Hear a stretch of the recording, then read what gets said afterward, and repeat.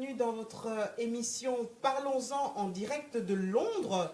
Nous sommes en partenariat avec la chaîne Dorcas TV ici à Londres, Espoir TV et Dorcas TV pour un nouveau partenariat pour la gloire de Dieu. Vous pouvez bien sûr retrouver donc cette émission également sur la box Orao.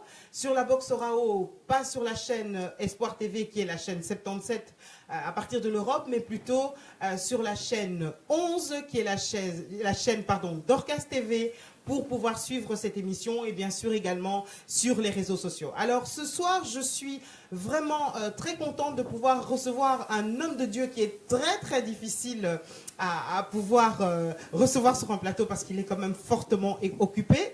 Et je bénis le Seigneur parce qu'il nous permet de passer ce temps ensemble. Et nous allons aborder un thème qui est d'actualité malheureusement, le rôle de l'Église. Le rôle de l'Église en temps de crise. Le rôle de l'Église en temps de crise, le cas de la République démocratique du Congo. Quel doit être le rôle de l'Église, l'implication, l'engagement de l'Église, du chrétien, des serviteurs de Dieu lorsqu'il y a une situation de crise telle que nous la vivons actuellement? Eh bien, c'est ce qu'on va découvrir ce soir avec un homme de Dieu qui, je pense, est suffisamment engagé et qui a suffisamment d'expérience que pour nous en parler. Bonsoir, homme de Dieu. Bonsoir, Maman Julie. Merci, apôtre Dany, de pouvoir être sur ce plateau. Merci beaucoup. Nous sommes là. Je crois que nous allons parler un peu. Nous allons parler un peu beaucoup même. En tout cas, c'est vous qui avez le plus parlé que moi. Moi, je vais juste poser question. Alors, la première chose que j'aimerais vous demander, c'est qui est l'apôtre Dany vu par lui-même? Bon, il y a beaucoup de choses à dire, mais quand on vous demande qui vous êtes qui, selon vous? Je suis je suis quelqu'un qui se donne beaucoup pour faire les actions du Congo. Et voilà. Un simple monsieur. Un simple monsieur, mais qui quand même a l'expérience. Alors, on va essayer de revoir un peu justement votre parcours pour commencer. La première question que j'ai envie de vous poser personnellement, c'est est-ce qu'on peut considérer que vous êtes un activiste congolais? Est-ce que vous vous considérez comme un activiste congolais? Oui, je suis activiste, ça fait longtemps. Depuis 1978 qu'on a commencé à parler du Congo. Et puis même quand je suis arrivé ici, je suis ambassadeur de la paix. Je suis membre de la Amnesty International. Je suis membre. Je suis communauté ambassadeur pour le truc des enfants. Donc je suis activiste. Donc je le fais vraiment sincèrement. Et c'est un appel que nous avons reçu et finalement, ça s'est concrétisé par les actes que nous posons ici, tout ce que nous faisons ici. Donc voilà. Mais avant de vous répondre, à en profondeur, je m'aimerais dire aux chers combattants, mes condoléances Nabilonion Sbatboro Dabiso ce soir. Vraiment pour Alikama Oezui, notre frère Albert Mukendi qui nous a quittés. Vraiment, nous pensons sincèrement, nous partageons les douleurs avec vous. Vraiment, Albert Mukendi, Azaki Ndeko Ngana Yebaki, tant tout ça qui sitting yaba chrétien, yaba Tanzambé organisé par l'Action EMI à l'époque. Je crois qu'il y a une photo awa. Il y a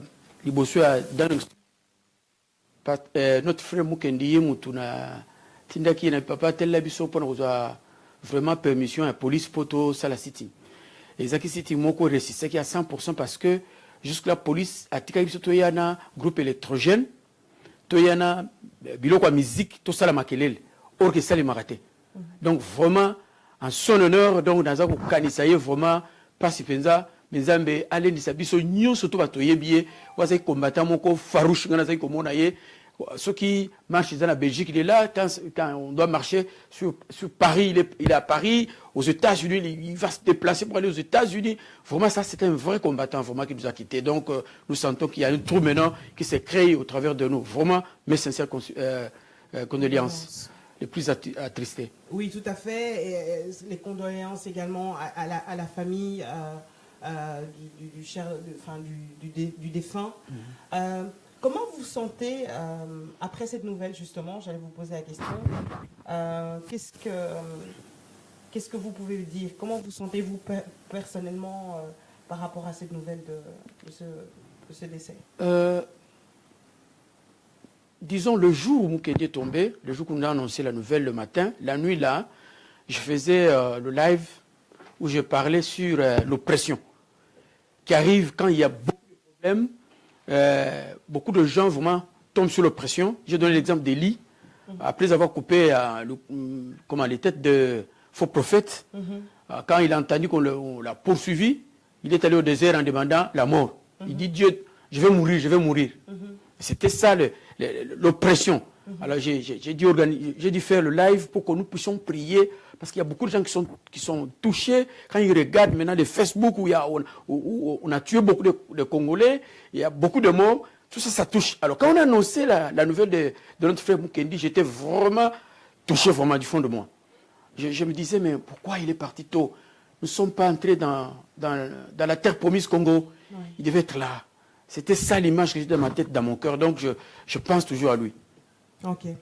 On va y revenir peut-être au courant de l'émission. Alors, vous êtes un activiste, vous êtes engagé depuis de nombreuses années. On va essayer de revoir justement quand tout ça a commencé et comment ça a commencé. C'est une longue histoire, ça date des années 70, comme on dit ici, enfin on est en Angleterre, mais comme on dit en France et en Belgique, on dit 70. Alors, expliquez-nous comment les choses ont commencé, mais vraiment brièvement, s'il vous plaît. Les choses ont commencé en Binza. Nous sommes appelés du nom des 4 messagers de Binza. Nous étions jeunes, comme tous les jeunes. Nous étions, à cette époque-là, moi j'habitais ma campagne, je suis allé voir mon ami qui habitait Cité Baudouin. Alors de là, il y a un papa qui a reçu une vision, qui était diacre de l'église catholique.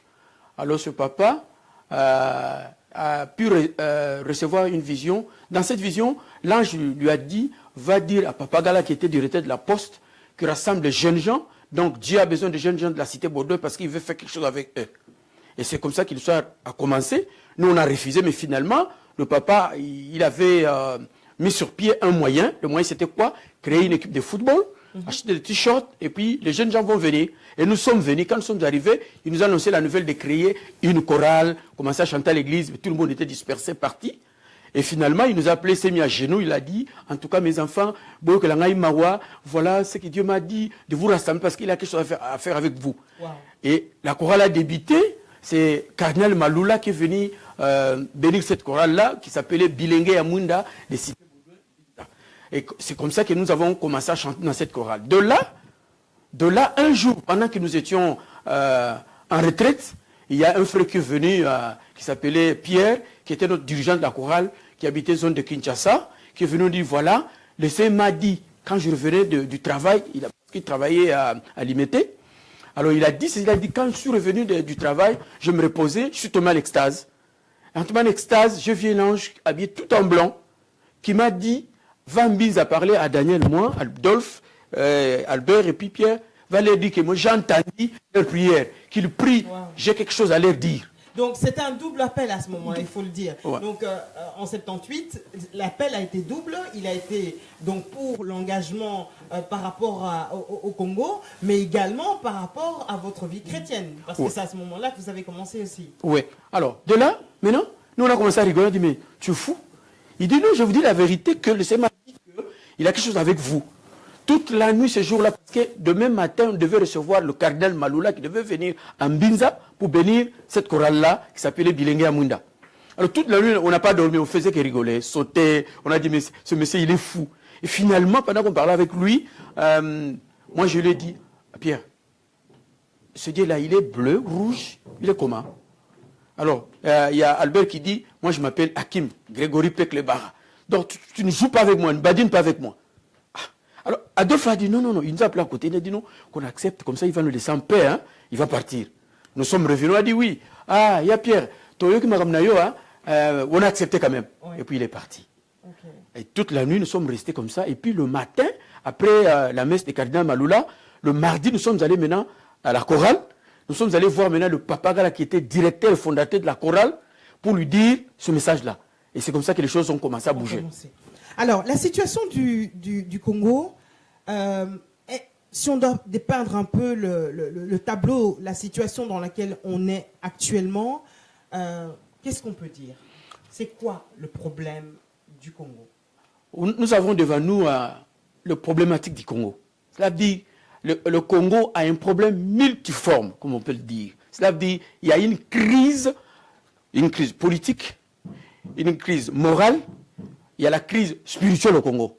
Et tout ça, maintenant, ça crée maintenant quelque chose que nous ne savons pas, les gens ne savent pas où fouler les pieds, ils ne savent pas, et ça fait que vers les années 78, le Seigneur nous avait dit ça. Parce que quand nous avons reçu l'appel du Seigneur, dans cet appel-là, le Seigneur nous a dit d'avertir le peuple congolais. Et la première personne que vous avez reçue à cette époque-là, c'était le cardinal Malula, qui travaillait vers Stade du Vémé.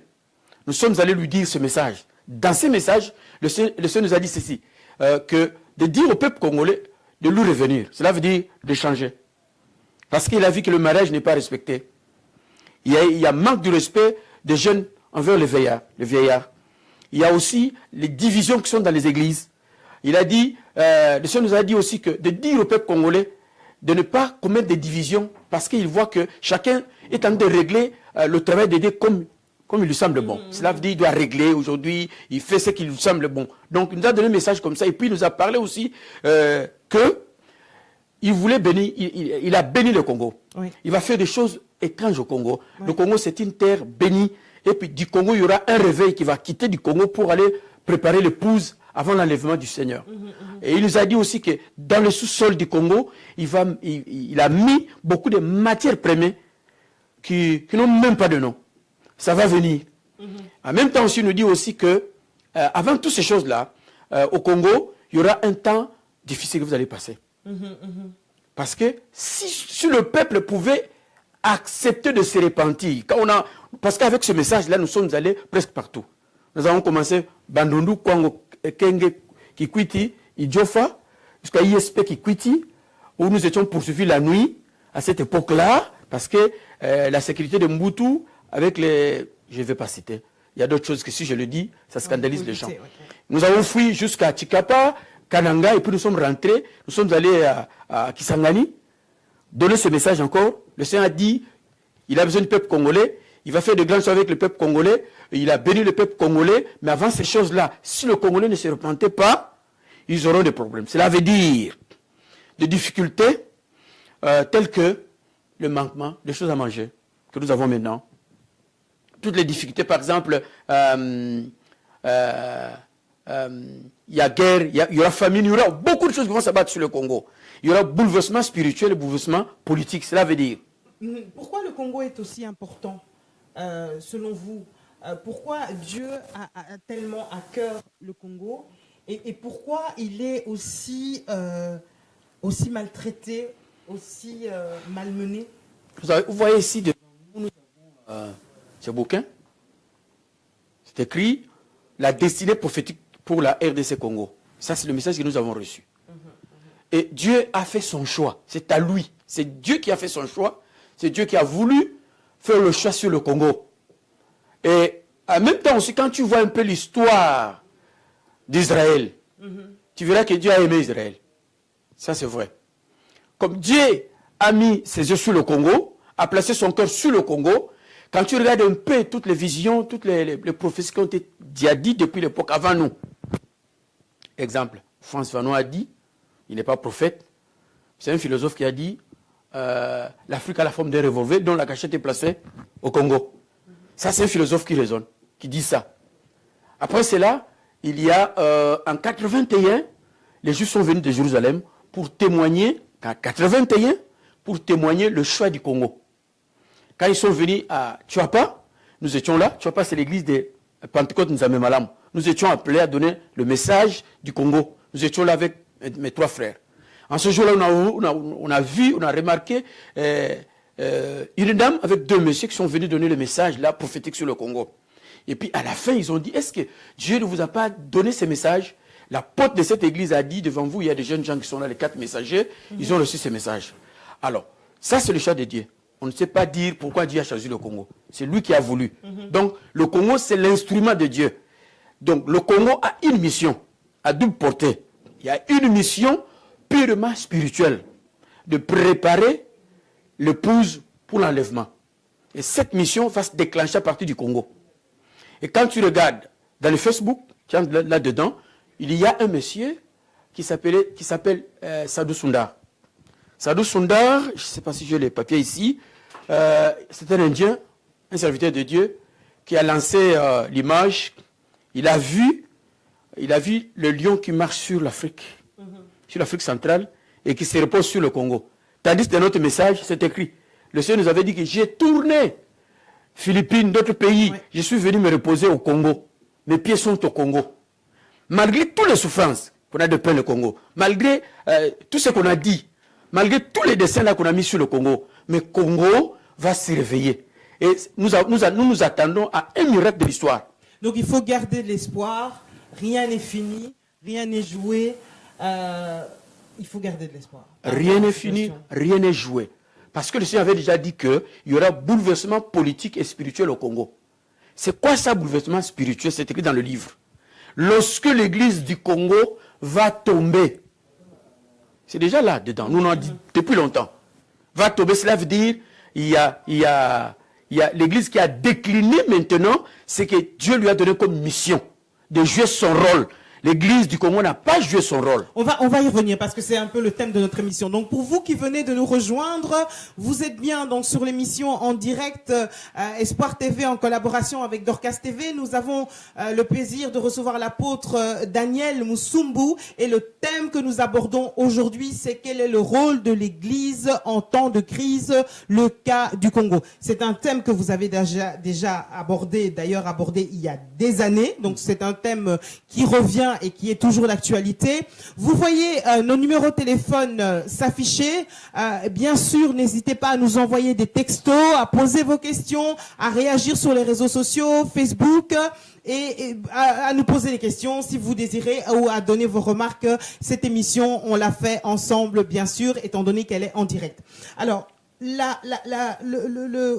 avez dit, il y a quelques années, vous avez parlé, je viens de le dire, de justement le rôle de l'Église en temps de crise. Donc ça veut dire que ce problème de cette Église qui ne bouge pas, qui est inerte, qui est paralytique, ça ne date pas d'aujourd'hui. À partir de quand vous avez constaté justement que l'Église ne jouait pas son rôle et que vous avez commencé à aborder ce sujet-là? Personnellement, c'est depuis longtemps. Parce que si le peuple congolais pouvait comprendre, pouvait discerner le temps où Dieu avait commencé déjà à visiter le Congo pour dire « faites attention ». Le peuple congolais, ou l'Église catholique en général, pouvait comprendre que non, il y a 2 jeunes gens, il y a 4 jeunes gens de Binza qui ont reçu un message. Et quand nous sommes allés chez le cardinal, le problème c'était quoi? Le cardinal pouvait prendre ce message-là, ce message ici, que nous avons ici, étudier cela, diffuser cela. Je crois que ça allait nous épargner de beaucoup de choses. Parce que il est écrit dans Matthieu 5, 13, que vous êtes le sel de la terre, la lumière du monde. Lorsque l'Église, qui est le sel de la terre, va manquer sa saveur, elle est foulée aux pieds. C'est ce qui est arrivé aujourd'hui. Donc l'Église a tourné le dos au Congo depuis longtemps. C'est pas maintenant. C'est depuis longtemps que nous avons commencé à dire. Quand tu regardes maintenant, les images sont là. Nous 4, nous étions invités à donner le message au stade Camagnola à l'époque de Kabila et de Père. On a donné ce message avec mes frères, mes 3 frères. Nous avons donné ce message. Tout a été dit. Et les images sont là. On peut, si tu as le temps, la fois prochaine, tu peux projeter même ça. Vous trouverez qu'on avait déjà dit. Mais est-ce que le peuple congolais avait écouté, avait saisi les messages? Aujourd'hui, ils disent, il y a des gens qui accusent Dieu. On ne peut pas accuser Dieu. Dieu avait déjà prévu cela depuis longtemps. Et les hommes de Dieu, de cette époque-là, qui étaient les chefs des églises, ils nous ont vus. Mais qu'est-ce qu'ils avaient fait? Rien. Et aujourd'hui, c'est le peuple qui souffre.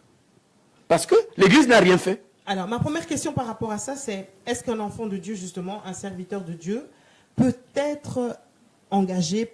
être engagé d'un point de vue politique? Et s'il est engagé d'un point de vue politique, est-ce que son engagement en tant que serviteur de Dieu doit être totalement dissocié? Ou bien est-ce que les deux peuvent être ensemble? Les deux peuvent être ensemble si du moins il a reçu un message de la part de Dieu qui lui a dit « va, fais ça ».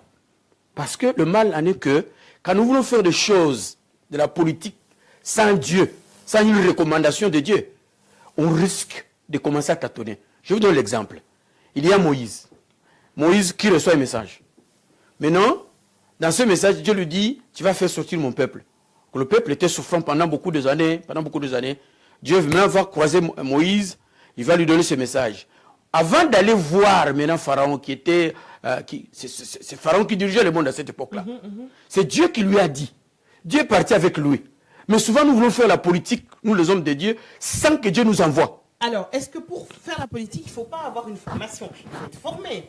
C'est une profession. Ouais. Être politicien, normalement, il faut avoir une formation. Alors, quand on dit faire la politique, ça veut dire quoi? Un homme de Dieu qui fait la politique, ça veut dire quoi? Ça veut dire que, voilà, il a une profession en tant que politicien, ou bien c'est juste le fait d'être activiste, donc s'intéresser aux choses de la nation et être activiste. Ça veut dire quoi exactement? Pas seulement ça, il faut avoir le talent là. Ok. Hein, de leadership, de diriger, quelque chose comme ça. C'est Dieu qui donne ça. Ça, c'est naturel. Okay. Hein, tu peux avoir ça. Il y a aussi des gens là qui peuvent faire la politique. Parce que la politique, c'est la gestion de la cité. Savoir gérer la cité. Quand tu ne sais pas gérer la cité, ta politique est néant, est vide. Alors maintenant, les deux, le talent et les études, ça compte aussi. Donc, on peut le faire. Mais si on est un enfant de Dieu, le conseil que je dois donner, c'est être sûr que c'est Dieu qui t'envoie de faire la politique là. Si Dieu ne t'envoie pas, il ne faut pas badiner. Parce que lorsque Moïse est allé devant Pharaon, tu vois ce qui s'était passé. Le serpent de Moïse a été avalé par le bâton de Moïse et c'était fini. Mais maintenant, qu'est-ce qui arrive? Lorsque les enfants de Dieu arrivent, ou bien s'approchent de la politique sans être bougés, touchés par Dieu, ils sont avalés. C'est comme ça qu'ils changent même. Les invités de Dieu commencent à changer. Oh, tu vois, au moni, tout ça, sima, parce que Nzamba tombolingana za la pembe na mokonzi, voilà comme ça. Et puis le langage, ça commence à changer. Mais si c'est Dieu qui t'envoie de dire, d'être dans la politique, il te soutient. Et c'est tout. On a vu Jean-Baptiste. Alors, les prophètes. Il y a énormément de prophètes aujourd'hui. Et le prophète, en général, parle. Moi, je vois des prophètes dans la Bible qui ont parlé. Élie a parlé, ils sont allés devant les rois, ils ont dit au roi les choses qu'il fallait dire, pour lesquelles ils n'étaient pas d'accord. Comment expliquer qu'il y a autant de prophètes aujourd'hui et on ne voit pas ces prophètes aller vers les rois, vers les responsables, les dirigeants, pour leur dire exactement ce que Dieu dit? Le problème, c'est quoi? Est-ce que tous ces prophètes-là qui se disent prophètes, ils sont prophètes? Ça, c'est la première question de se poser. Deuxièmement, un prophète, c'est la bouche de Dieu. S'il est la bouche de Dieu, est-ce qu'il est connecté à Dieu? C'est aussi un problème.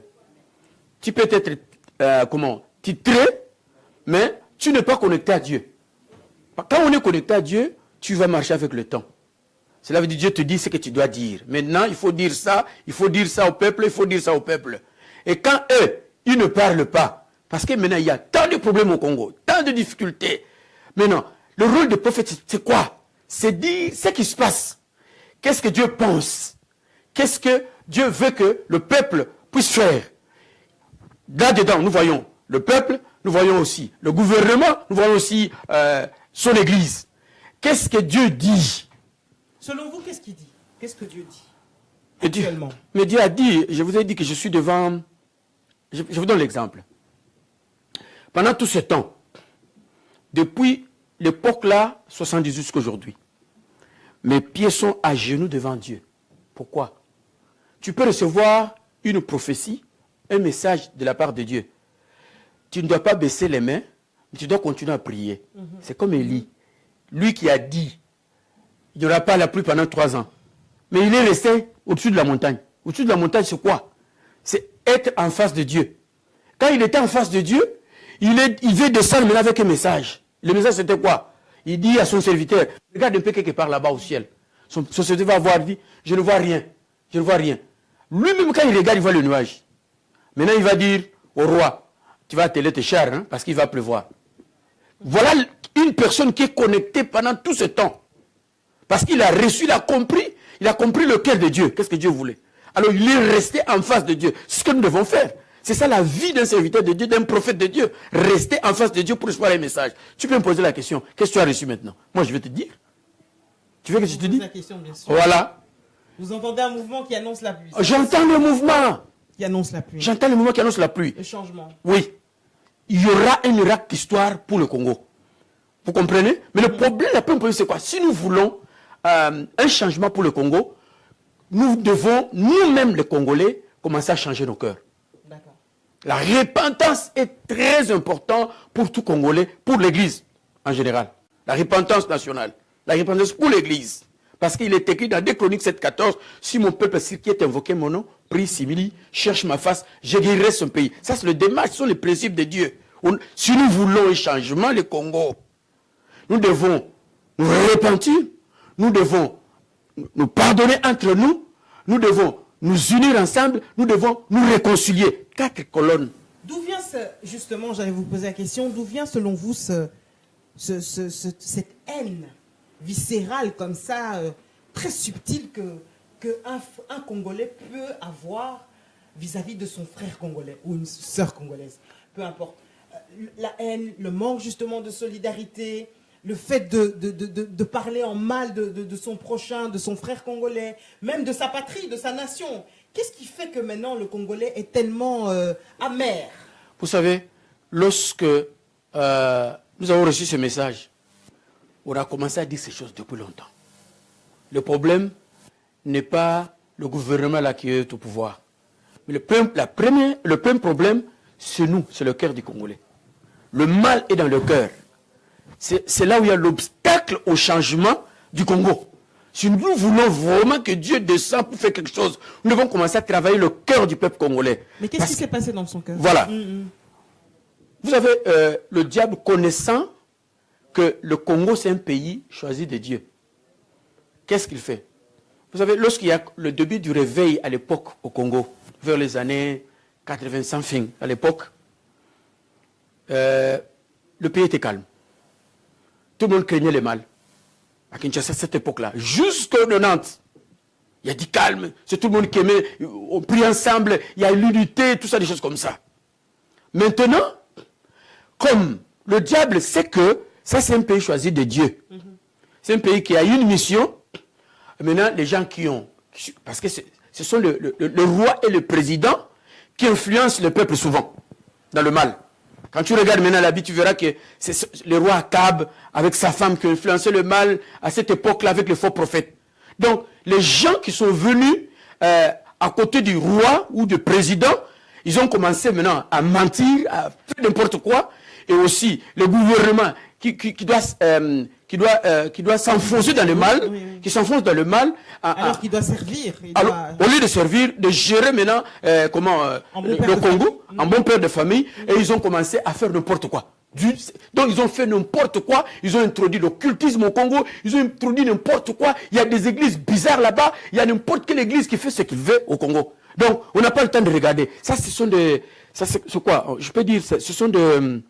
C'est la façon dont les gouvernements qui veulent s'accaparer du pouvoir éternellement utilisent de fausses églises.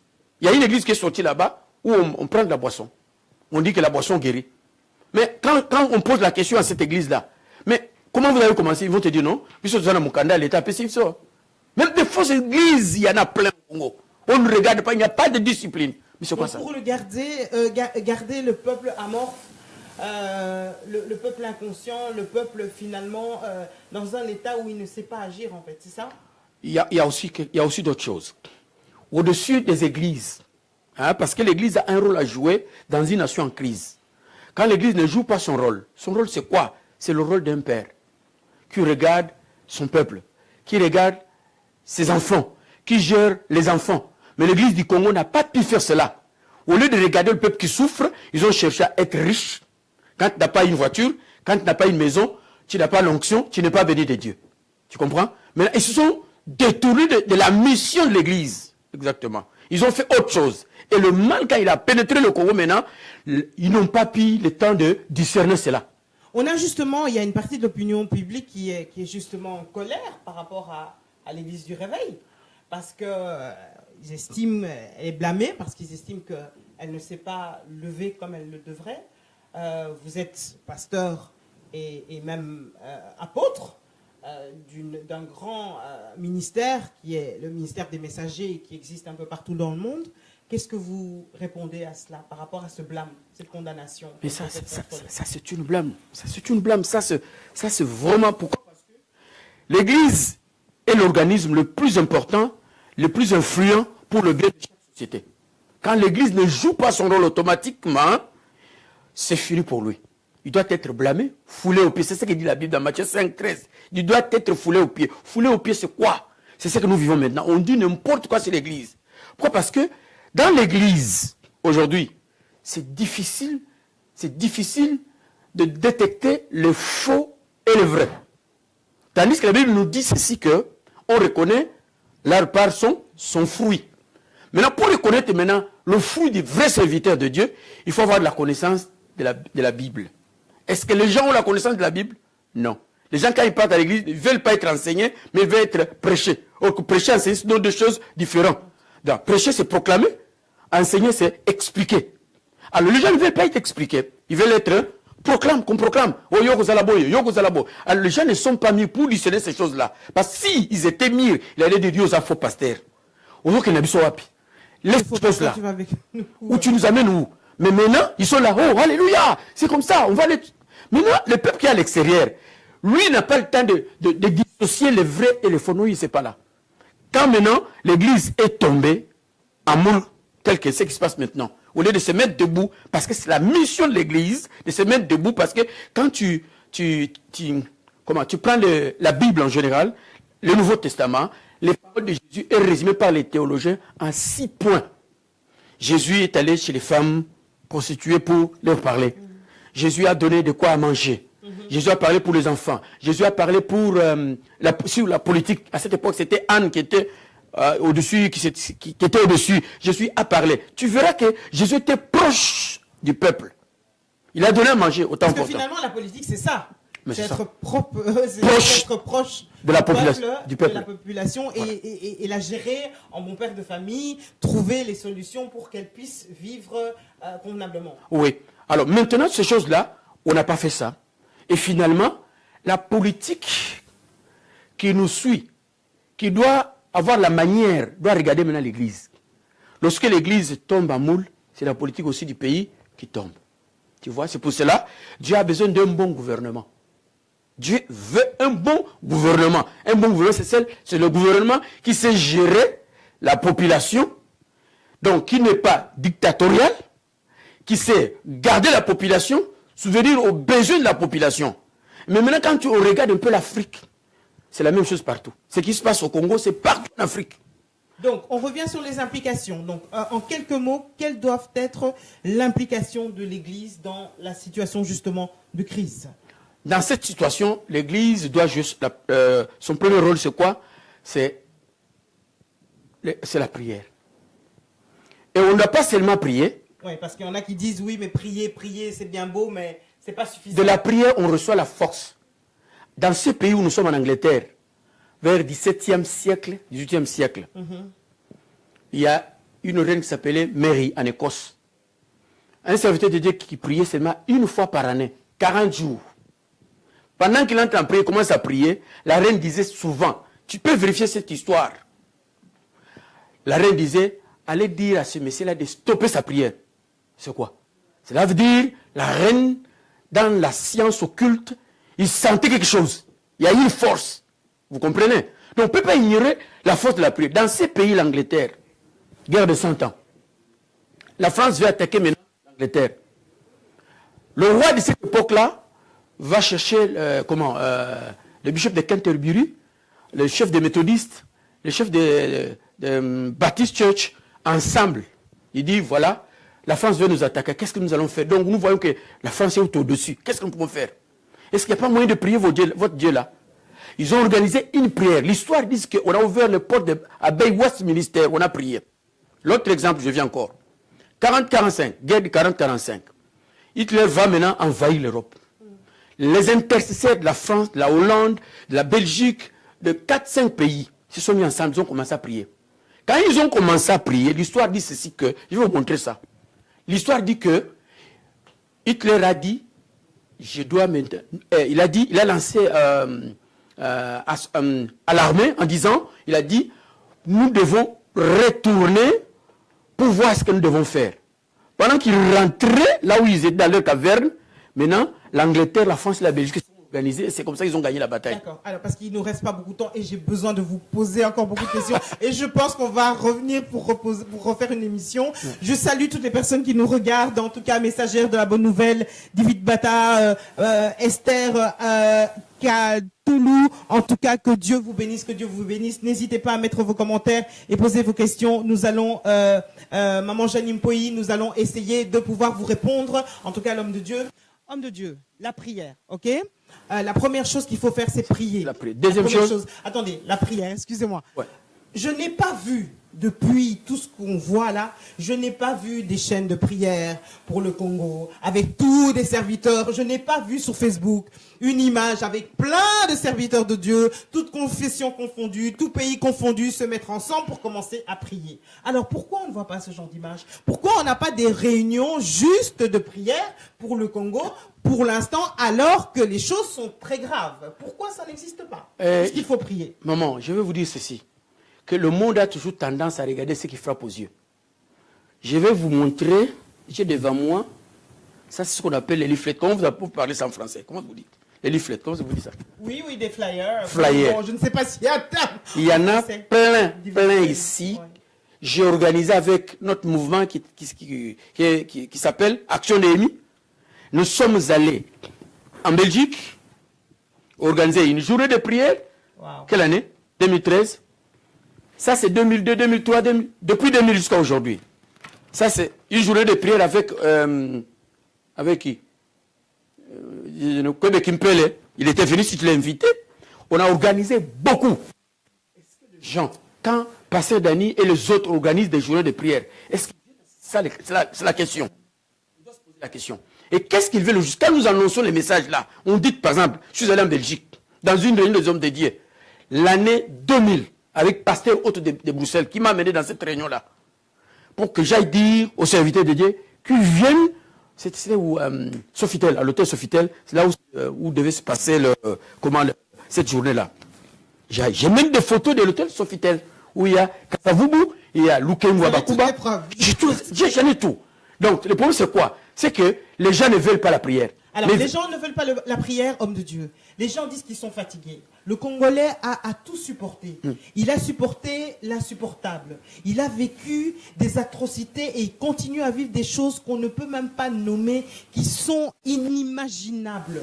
Normalement, on dit qu'il faut que la douleur, que la souffrance atteigne un certain point culminant pour que finalement on réagisse. On a déjà dépassé les points de non-retour depuis. Mais qu'est-ce qui fait que le Congolais supporte toujours l'insupportable? Qu'est-ce qui fait qu'il ne réagit toujours pas alors? Moi, je vais vous dire une chose. Le problème, c'est quoi?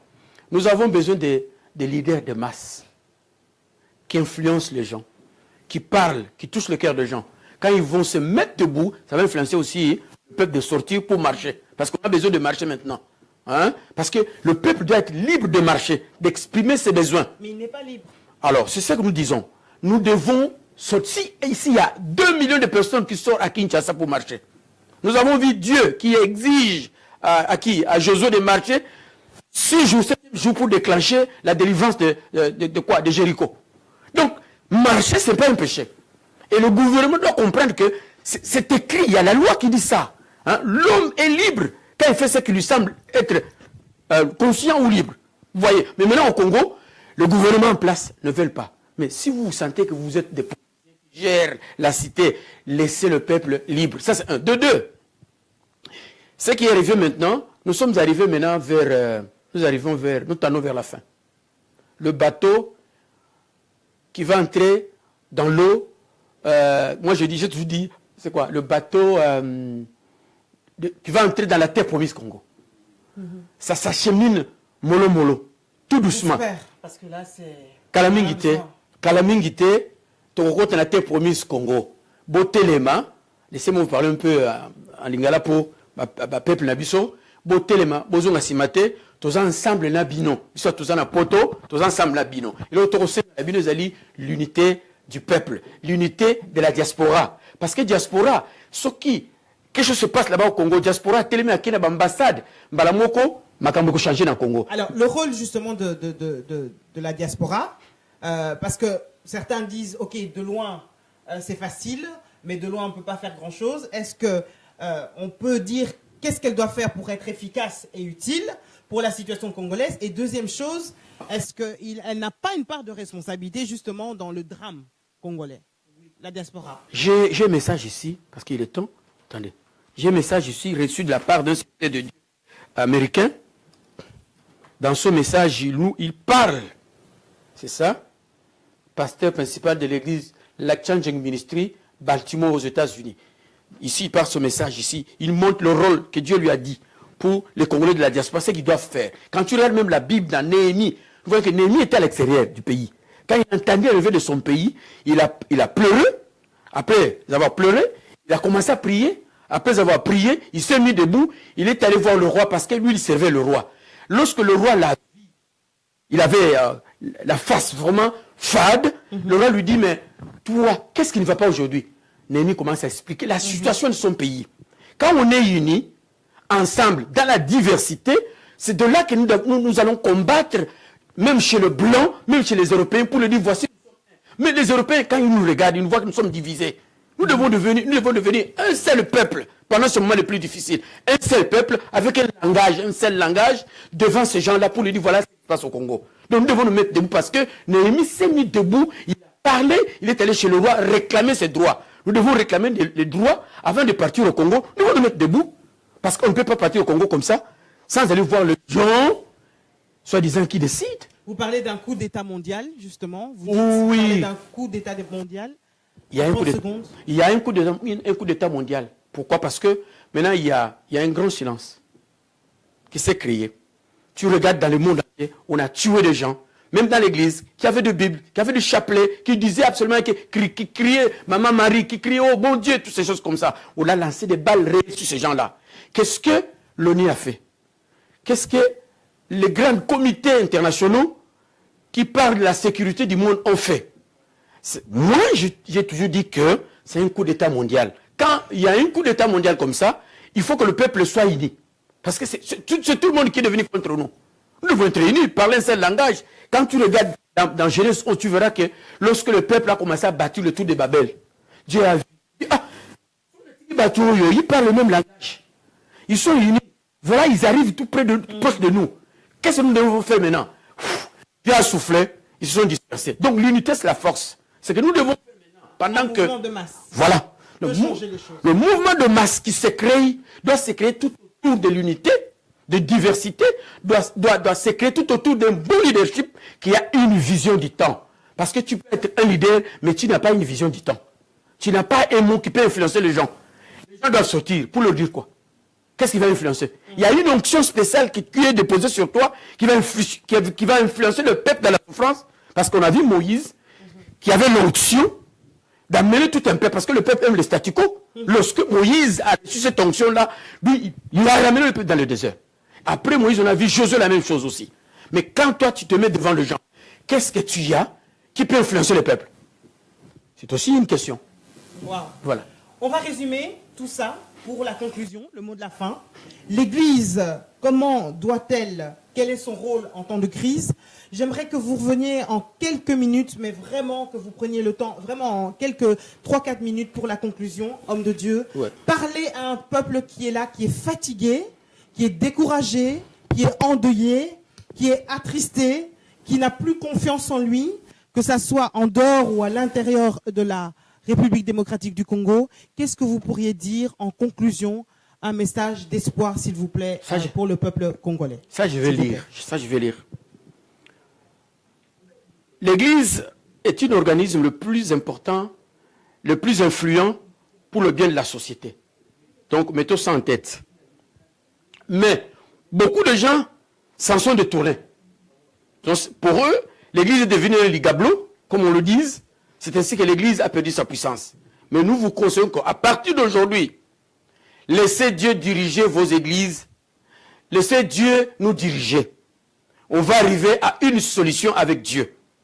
Mais si nous voulons diriger Dieu, là, à ce moment-là, nous pénalisons maintenant le peuple de Dieu.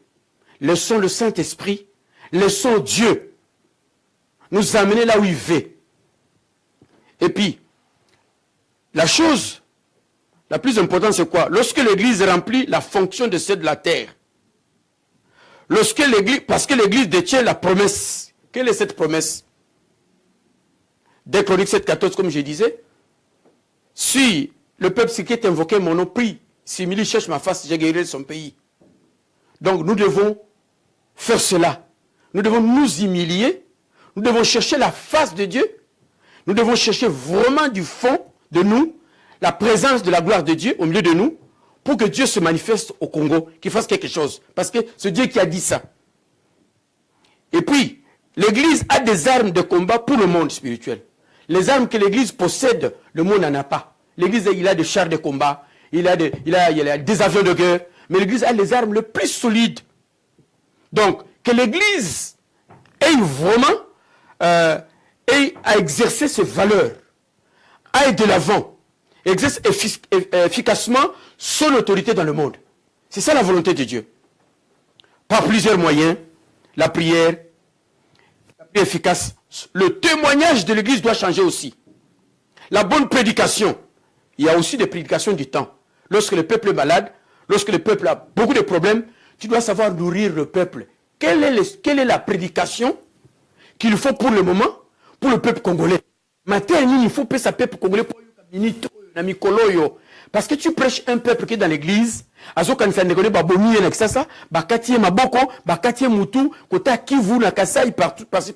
tous ces peuples-là sont dans la diaspora qui souffrent. Ils sont dans la église. Quelle sorte il y a matin, il faut payer Sabango, serviteur de Dieu.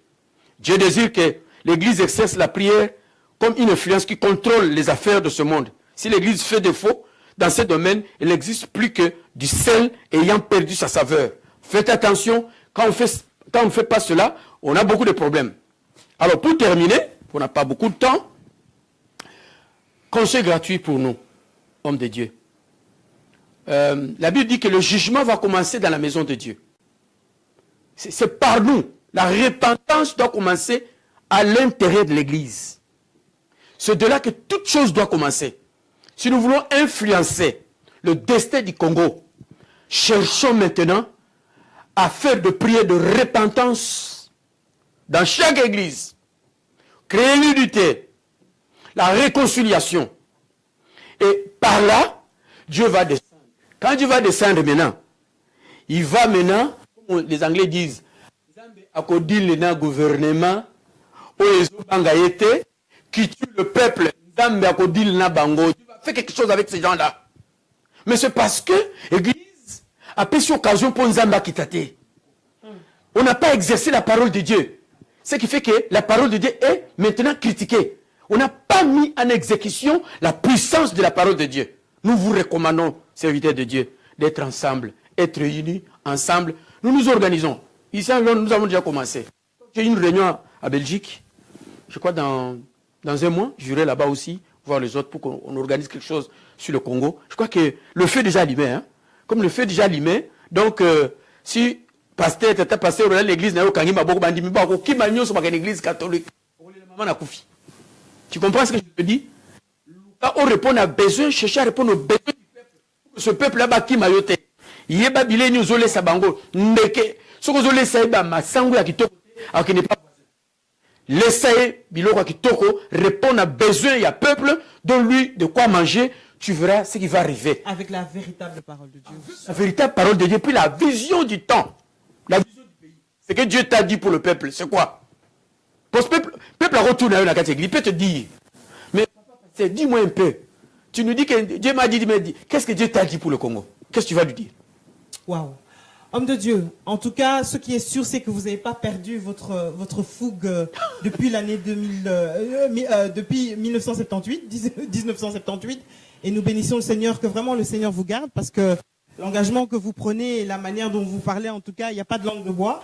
Donc vraiment, que Dieu vous garde, que le sang de Jésus vous couvre et que vous puissiez continuer votre mission. Voilà, alors merci beaucoup et je pense qu'on se retrouvera pour une autre émission. On peut vous retrouver également donc sur votre page Facebook, vous avez des messages, vous prêchez régulièrement et vous êtes aussi sur la télévision, vous faites des lives sur Facebook, pardon.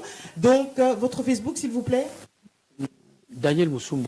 Daniel Moussoungou. Donc n'hésitez pas de regarder presque tous les jours. L'homme de Dieu est en live et il dit des choses. Donc voilà, l'émission est terminée. Je remercie beaucoup mon frère Benoît Yambalade et Dorcas TV en collaboration avec Espoir TV pour cette émission. Merci à vous toutes qui avez réagi sur les réseaux sociaux. C'est la première, ce n'est pas la dernière. Priez pour nous que nous puissions continuer à faire ce genre d'émission où nous voulons, en tout cas, en tant que chaîne chrétienne, parler de tous les sujets qui nous concernent, parce qu'il faut arrêter de faire comme si de rien n'était. Il y a des choses par lesquelles nous sommes concernés, qui concernent notre vie au quotidien, qui concernent notre vécu, et il faut absolument en parler.